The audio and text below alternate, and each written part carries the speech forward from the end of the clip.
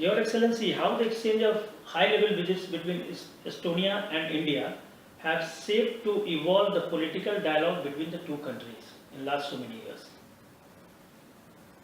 Estonia and India, we have had visits for the last, let's say, 25 years, quite regularly. Unfortunately, I have to say, not being too critical about the Indian government, it has been mostly that the Estonian ministers and prime ministers have been visiting India, and we're still waiting for a high-level visit from India to Estonia. At the same time, of course, as I said, the picture is actually very, very good. We have had many ministerial visits from India to Estonia as well.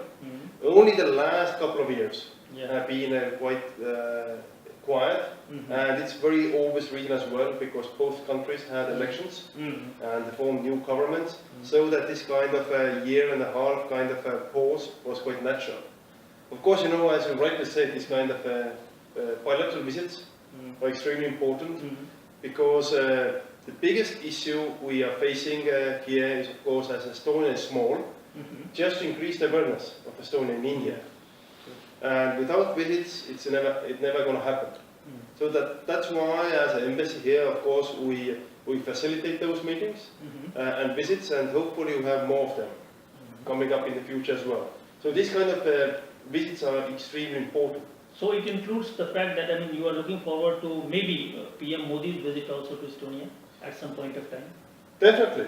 I think that, you know, as we discussed before, that e-governance is something, an issue that has been very high in his agenda as well. So that, of course, Estonia would be very pleased to host the Prime Minister of India or the President of India, because both of these people have been invited to Estonia as well. So hopefully, given their busy agenda, it's going to happen soon. Yeah, and against the fact that we have so many bilateral agreements between Estonia and India, against that backdrop, what is the volume of trade, I mean bilateral trade between the two countries right now? What are the prominent articles we are trading in?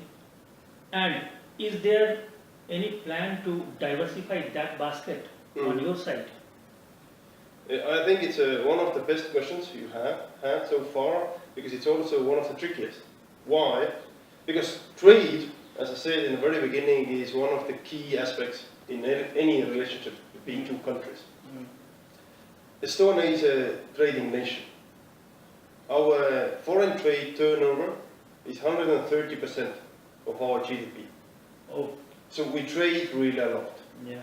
Indian share is 0.5% of GDP of Estonia. Okay.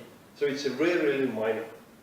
The good thing is that the trend is very, very positive. So it's going up regularly year by year. This year we have seen increase in our bilateral trade after 6 months, 40%.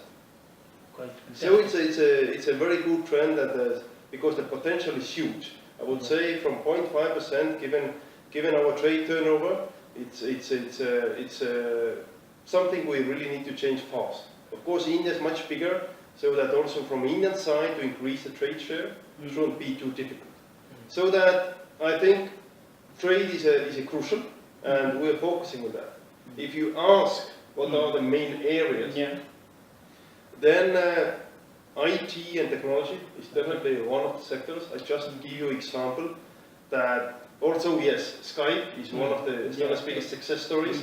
Skype is present here so that it doesn't count as trade, but also, you know, people don't even realize is that, for example, now the big Indian telecom companies, they also want to expand to 4G market. Okay. So that I also know the news that big Indian telecom companies, they signed contract with Ericsson to buy the 4G equipment from Ericsson. Okay. But the Ericsson plant that does those things are located in Estonia. Oh. So meaning that, you know, we will see also trade between Estonia and India growing fast because of just, you know, these particular area. The other areas I might mention are logistics, also timber, also paper industry. Pulp and paper. Pulp and paper. So that these kind of, the limitations in trade are somewhat, first of all, it's the lack of awareness, But also have to say that one issue is that old habits. And when I mentioned logistics, it's a good example that from the old times, for example, the Indian trade routes, seafarer routes. Yeah. If you trade with Russia, for example, they usually they go from India and then end up in either Felixstowe in the UK, or Rotterdam, or Hamburg.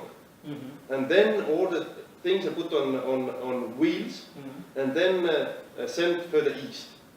But actually, why not to extend the route through the Baltic to the Estonian ports, Deposited and deposit there and go to Russia and Central Via Asia. rail, So via old road. habits. When I told you shipping companies here, they say never even thought of it. Yeah.